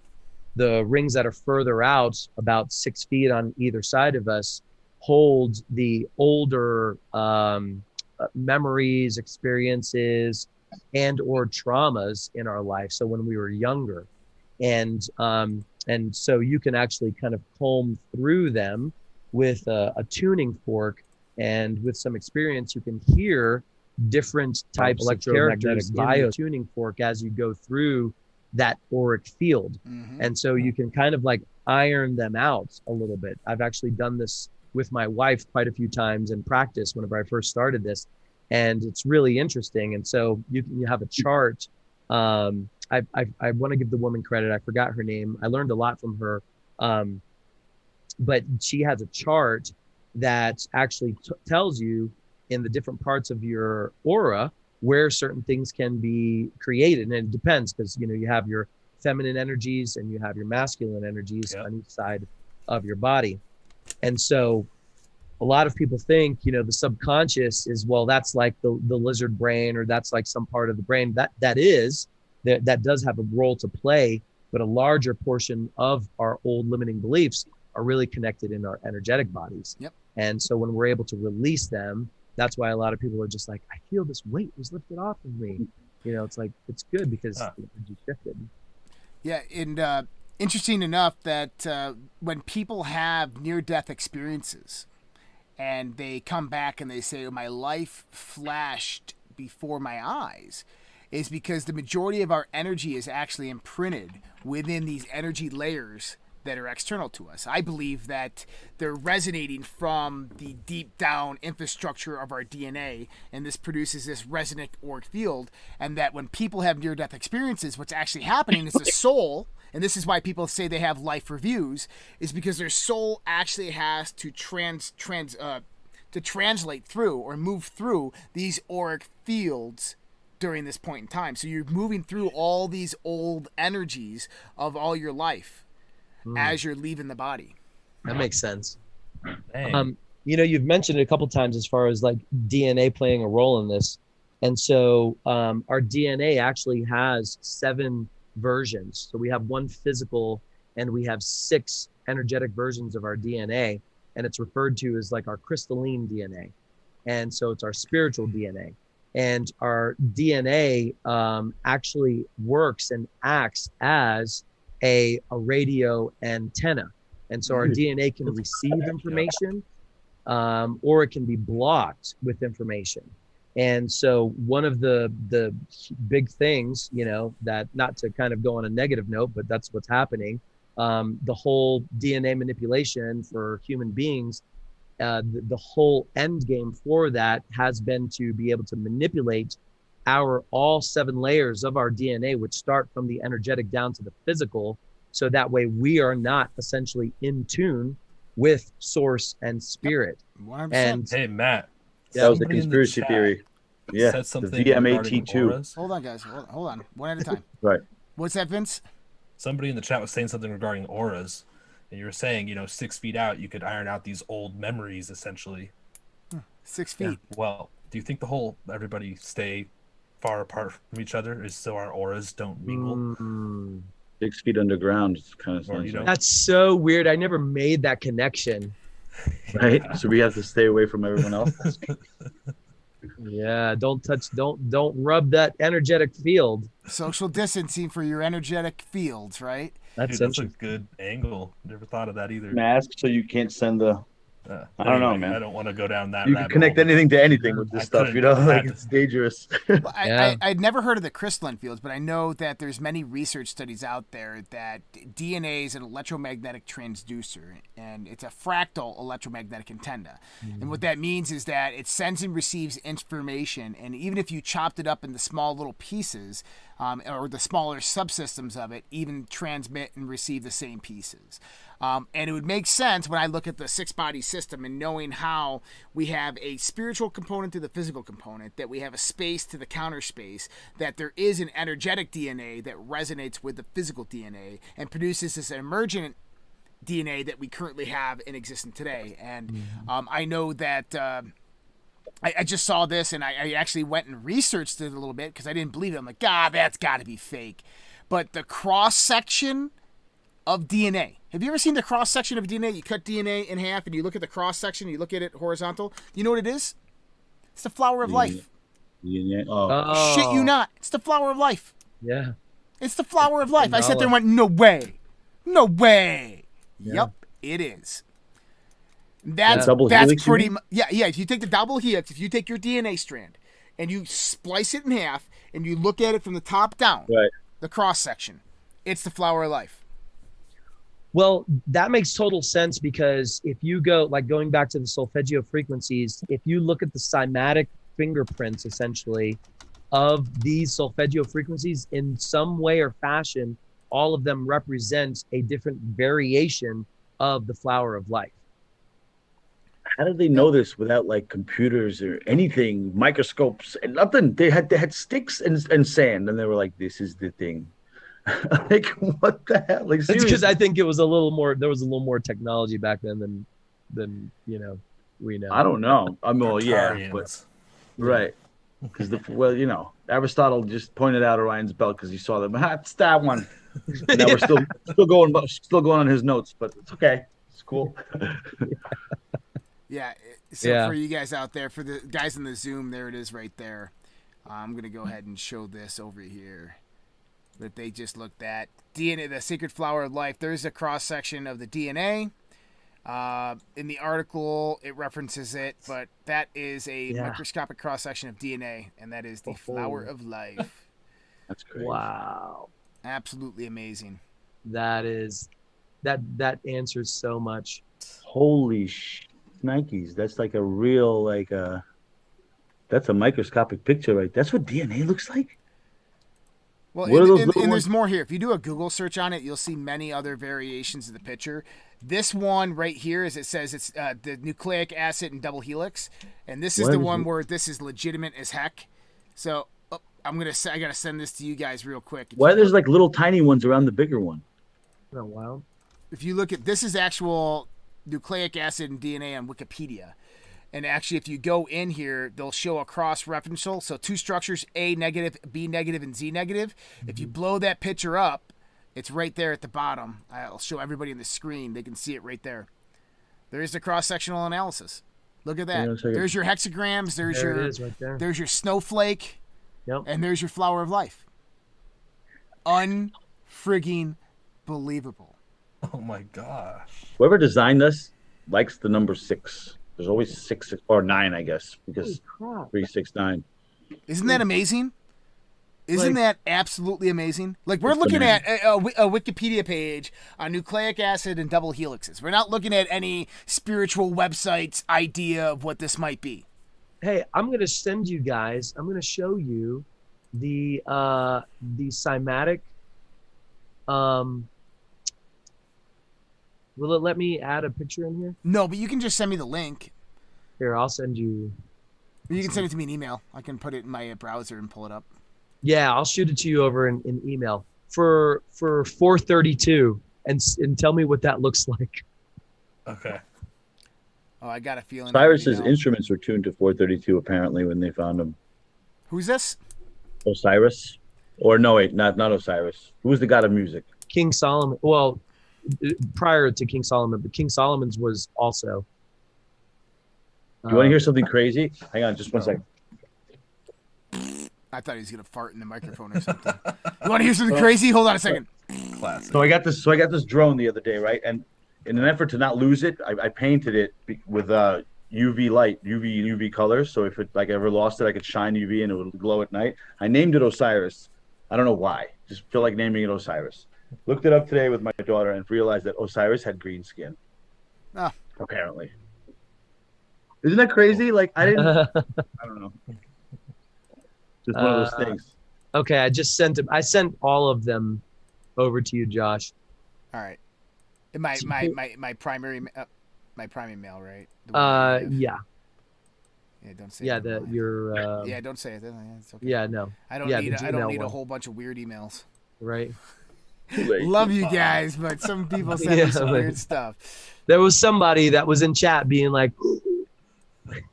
"Is he gonna say it?" I was about to jot it down. But check out. I'm going 435 or 432, right? 432, and it looks 852, 432, 174 all look eerily similar. Yeah, right.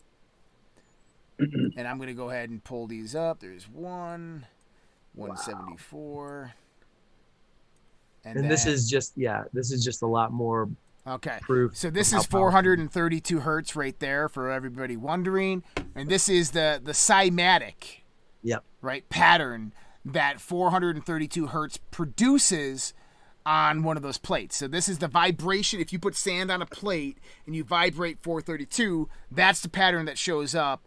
And I'll compare that right now with that one right there. The cymatic. Yeah. Right pattern.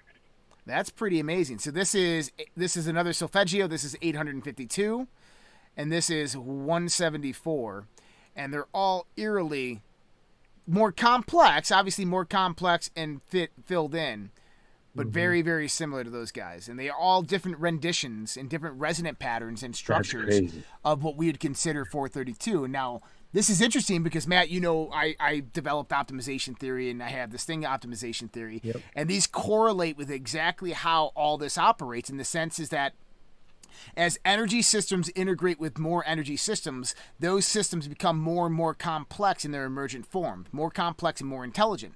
So it, naturally speaking, if DNA is on a very, very sub-elementary or sub-foundational level, that everything that's going to develop from that point is going to be highly more complex, but reminiscent of the original basis of how it was formulated. So this is why we would see these more complex patterns of 432 hertz in a complex environment like our universe, when DNA is very specified to this very simple resonant pattern, because it's got to be very broad in order to pick up all the variations of 432 hertz that can be transmitted within the ether field.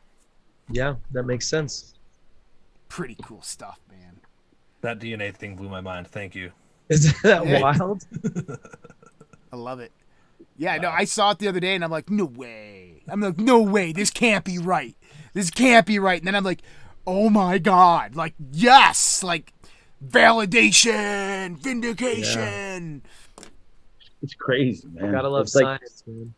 The smaller you get, the bigger it is. The bigger you get, the smaller it is. Like, come on, man. Like, yeah, it's crazy. It makes me want to like I want to find out what happens next. Where do we go next? Well, you want to talk about frequency and sound, right? Do you know what the root word, the actual literal Latin translation of universe is? What? One song. One note. Yep, one note. Yeah. Oh, wow. Unit, yeah. Makes sense. Yeah. Hey, did you guys ever check out, if you take that same Wikipedia page and you scroll down the supercoiling and topology, and you look at supercoiled structure of circular DNA molecules with low Rith, the helical aspect of the DNA duplex is omitted for clarity. Go look at that picture. I'm going to show it to everybody out there. And look at the bottom one. You have plectonomic and toroidal. Tell me what those are. That's a rose cross? Those are the Celtic. The Celtic, yeah. Crosses, and yeah. Yeah, and runes. Celtic Some of the knots, runes are Celtic plates. cross. Yep, there they are. You have your infinity You gotta be sign. kidding. Holy crap!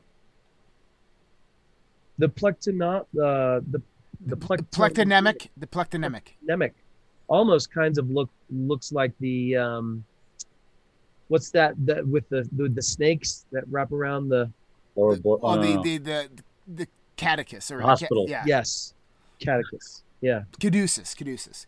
Yeah. caduceus. But yep, isn't that interesting? Then you have the twist, the twist 2, the rith 0. Those are Celtic knots, dude. Oh my God, look at that. Our ancestors are way more intelligent than we could ever imagine. You know, it's funny. Go ahead, Dimitri.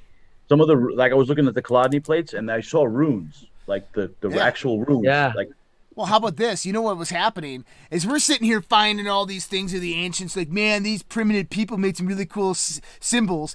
But Right?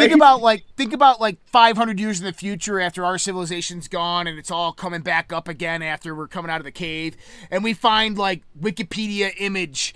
And like, dude, look at these symbols that our ancestors had. Like, this has got to be the Celtic knot, and it's got to mean like the McDonald's arches and shit. right, the McDonald's arches, man. I'm gonna get it tattooed on my arm, dude. It's from our ancestors. I was American, right? It like means full. means full. We're sitting here looking at their science and their scientific novels and papers, and they're just sitting there going, "This was not what it was meant for, guys. We had it all figured out. You just didn't realize it." Dude, you know what's crazy is that a lot of these symbols are very prevalent in ritualistic magic. Yep, Yeah. absolutely. Because course, you want to yeah. know why? They resonate with your DNA. And Yeah. the more we use them, the more it becomes a part of our DNA, and so on and so forth. So, like, I was just saying, we're looking at all these like cool things that the ancestors did on a freaking laptop. You know what I mean? Like, we need this thing to see that. Like, what? They're saying they had rocks and sticks, and yeah, we're still following them. I think Matt's right. They were advanced. They had the Syrians and the Pleiadians helping them out too. Where the hell are they now? Anybody but Yeah, this man. disclosure? Any more disclosing from the disclosure? No. You know Sorry. what, man? Tangent side, my bad. No, I love this because vibration. Think about it. When you're looking at an image, ask yourself, what is actually happening with that image? What is that image? Energy. It's vibration. Mm-hmm. It's a visual electromagnetic energy, because when you look at it, what has to happen? The rods and the cones in your eyes have to perceive that light, the electromagnetic energy, and resonate at the bioelectrical equivalence of that symbol. Think about that. That when your eyes see that symbol, right, that light reflects back to the rods and cones, stimulates them, they start moving like this. That produces a bioelectrical signal on your optic nerve, okay? That signal that's being sent down your optic nerve is an equivalent, electromagnetic equivalent to that actual symbol that's on the paper, and then it resonates back here in the deepest, darkest depths of your mind. Like that. That's quicker than that. Yeah, Instantaneously, yeah. that's vibration. Yeah. That's Well, amazing. everything is vibration. And so when Yep. you master vibration, you can master the universe, master this reality, and experience others.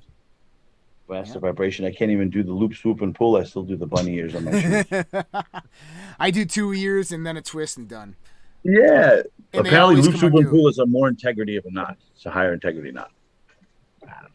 Well, that's what the monks did. The ayum, the Mm-hmm. So it's a vibration. You know, it's essentially vibrating up from your base, your root chakra, where all that energy is, transmitting it up to your brain, activating your pineal gland, and turning you into a human consciousness lightning rod.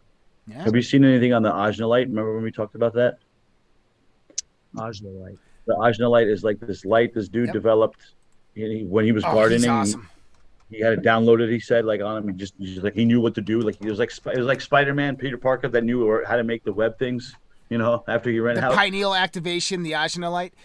Yes, you close your eyes and you lay under this light. And actually, they listen to something. I don't know. It's probably something along the lines of isochronic or tones. And with your eyes closed, you get it's like a direct stimulation of your pineal gland. And one of those lights is like 10 grand or something. And it's got like two Tesla plates that have a shutter speed of like an insane frequency, and it's got really, really bright LEDs. You just have to your eyes closed, and it gives you like a DMT type of thing. Yep. Apparently. You know, one of the misconceptions about like the pineal gland is when it gets activated, people think that they're automatically going to have these crazy experiences. It's actually darkness. And so one of the things that when you feel or you're trying to activate your pineal gland, you have to ask a question or begin a communication. And that's, you know, and then you wait for an answer. You communicate with your higher self, access the Akashic records and whatnot. Just take 2 hits of DMT and you'll be there. All the lights, no lights.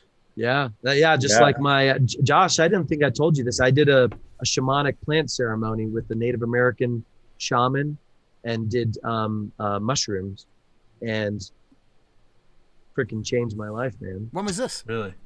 This was about 3 months ago. Oh, cool. Wow, dude. Cool. Yeah. It was wild. Like psilocybin mushrooms? Yeah. You did that here in Colorado? Yeah. Yep. Is there like a retreat that you can do with that? Camping trip. No, he was the way that we were connected was very like serendipitous. I was talking with somebody that I met, told them, because I did a past life regression. And in that past life regression, we did a soul retrieval. And so I asked how I could download to the shaman at that time, how I could access or download all of my knowledge and information from my past lives. And they said ceremonial plant medicine, and they said specifically psilocybin. And so I was like, okay. So then like a month later, I was talking with this guy that I met at a group meditation. And I was sharing with him that experience. And he's like, dude, this is really weird. He said, but I have a father figure. He's been like kind of like an like adopted father for like the last 10 years. He's a Native American shaman, and he's actually traveling through Colorado next week, and he's staying here for 5 days. And that's literally what he does, is peyote and psilocybin ceremony. Oh man, he's gonna be here next week? No, this is what happened. Oh God, oh man. It's okay, don't worry about it. I got you. We need to get him on the show. He's actually I'll up. put you at the camping trip. He's actually up in South Dakota right now, and I think he might be coming back through. So anyway, we were connected serendipitously. We exchanged information. I met with him, had a conversation. He was kind of feeling me out, and he was literally like, he's like a short guy, and he was literally like, you feel safe. So we made the plans, we did everything, and we started I ingested at 9:50 p.m. and it went all the way through 4 a.m. How much did you ingest? 4 grams. And he did it with you, or he was just your guide? He just did a stem and a cap to act as my guide. And what happened? How much time we got? It was pretty wild. So I met my spirit family. I got a combination of DNA upgrades. I met my star seeds from Sirius. I got what felt like I was traveled through the universe, died 3 times, resurrected 3 times. It was like an extremely crazy experience. But what was crazy is that every time a new entity entered the room, I could feel it. Like, and so the shaman's whole reason why they're there is because, when you're doing these, you're opening yourself up to the etheric plane. Yeah. And so when you do them in a ceremonial setting, they, call from the spirits of the north, the south, the east, and the west, and Spirit Mother, the Native American Spirit Mother, to help protect and guide on the energetic planes. But there still can be other trickster spirits that want to come in and, pose themselves as, hey, we're here to help you or whatever. So every time a new energy would come into the room, I could feel it. And I was like, someone's here. And so you're supposed to ask, are you here for my highest good and for the good of others? And if the answer is yes, essentially, if spirit or Mother Spirit, you know, kind of says yes, she's like the buffer, then you receive, and you have to kind of surrender yourself to this energetic, this etheric physician, essentially, which comes and does work on you. And so the first time that happened, it felt like tentacles. There was all these like rainbow colored tentacles that were coming into my body and through my body, and kind of just like going around and like searching and looking at things and doing all of this kind of stuff. And my body was like pulsating and convulsing and arms moving and all of this stuff. And that went on for probably about 30 or 40 minutes. And then they allowed me to take a break, and then I had to pee, and then I came back, and then I essentially went under again. Oh man, wait, I gotta ask you. Yeah. How weird was it peeing while you were tripping? It was crazy. I mean, it was so weird. Isn't it the weirdest thing in the world? I kept hearing things in conversations, like, and I'm like peeing. It's the water, dude. I'm telling you, man. It was wild. It was so wild. So the craziest experience, though, was mirror in the bathroom.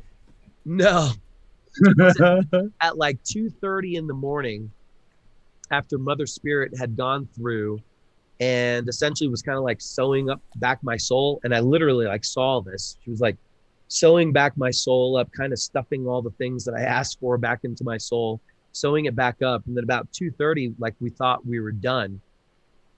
And then this really heavy energy came into the room. And I was like, whoa, what's that? Like, I don't know what that is. And so we kind of went through the whole thing, you know, blah, blah, coming blah. down. And I didn't get a response. And so the shaman asked Mother Spirit to communicate with them. And so Mother Spirit kept saying, they keep saying they're from a galaxy beyond, a galaxy beyond. Far, far away. Far, far away. Yeah, galaxy beyond. And you know, but got the go ahead that they were there for my highest good and to help me. So after allowing them to come in and do their work on me, they communicated that they were from my starseed family, Sirius A. And so this whole process went through again. I got a lot of crazy visions, like holographic panels, like different codes and stuff. There was like a training going on, like stuff that I was supposed to be learning, like weird freaking stuff. And the crazy thing is that I was aware of what was happening, but my body was being taken over. Like I was literally like doing and moving things and all this other stuff. And whenever I would open my eyes and I'd look at my hand, it was almost like I could look through my hand. It was almost like I could see the vibration of my skin to the point to where it was almost translucent. And so I kept my eyes closed because it was a much better experience. Mm-hmm. So whenever that was done, we heard this like overhead.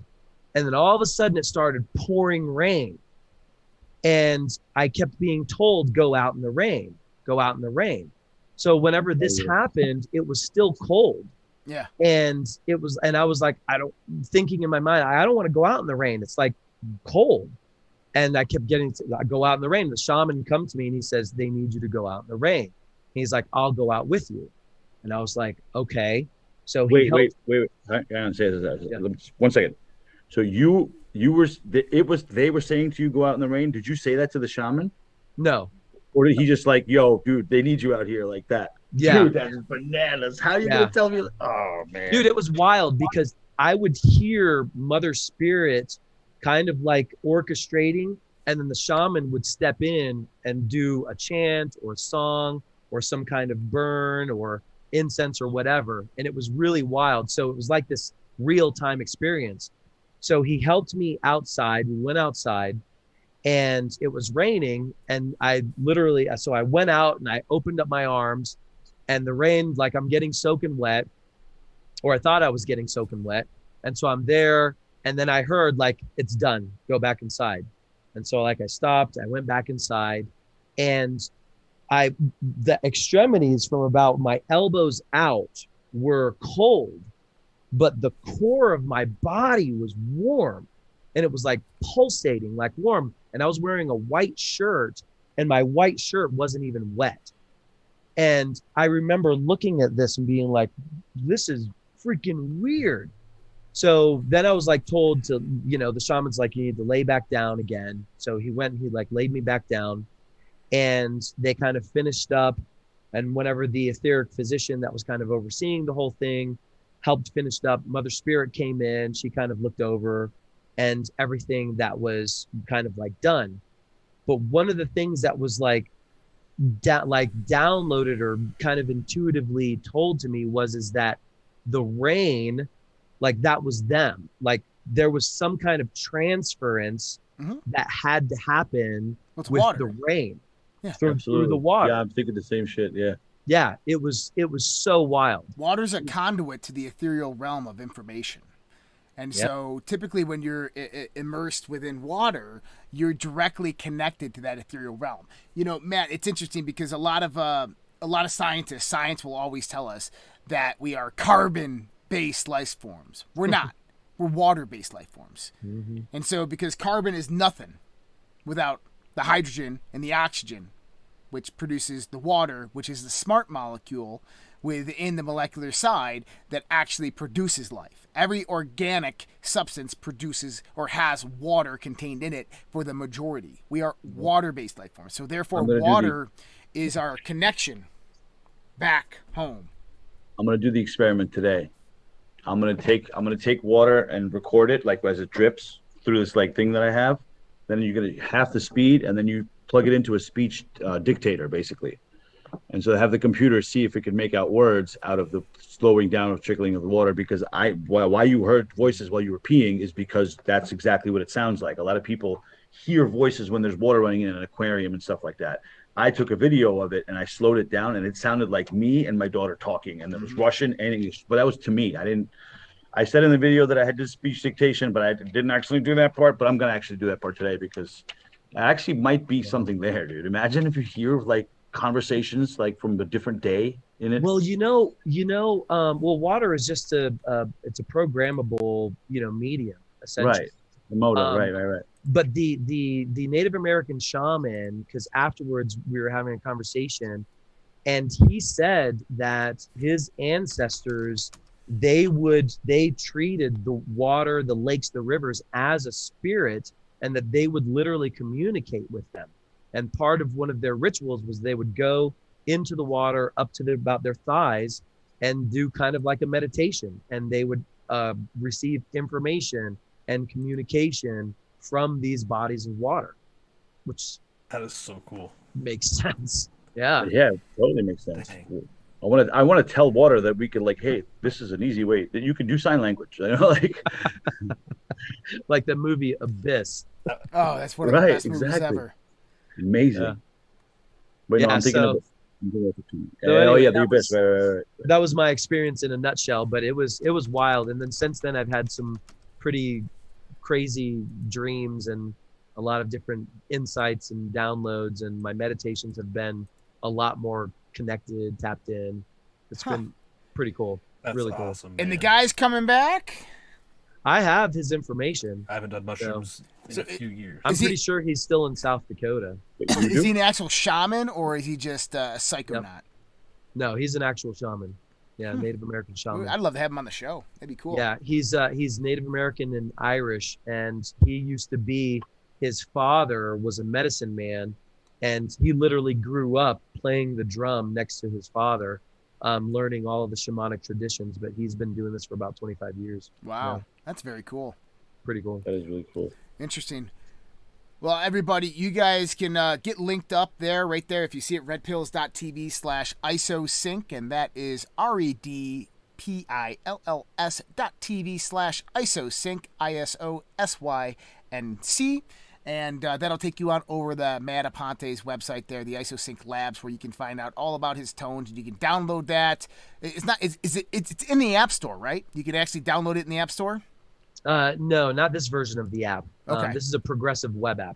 Right. So whenever you make the purchase, the link is sent to you, so that way you can access the web app. Right. It tells you how to add it to the desktop of your phone, so you have it there all the time. Yep.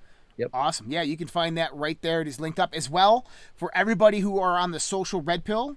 If you're interested in how to get there, it's redpills.tv/social. Get to the social Red Pill. You sign up there. If you, it's just a free membership. If you go in there and you go to groups, there's a new group just added today. It's ISOSYNC Labs. Matt is on the platform. That is his group. Everything is in there and linked up. I'm pretty sure Dimitri and myself are all in there as well. You guys can go chat in there and talk about your experiences with all the new tones that he has coming out and hear about all the new stuff that he has going on. And I'm pretty sure he's going to be sharing a lot of good other content in there as well. Thank you so much for joining us, Matt, and everybody else out there. This was an excellent show. We went way over time, but that is fine with me because I don't mind going over time.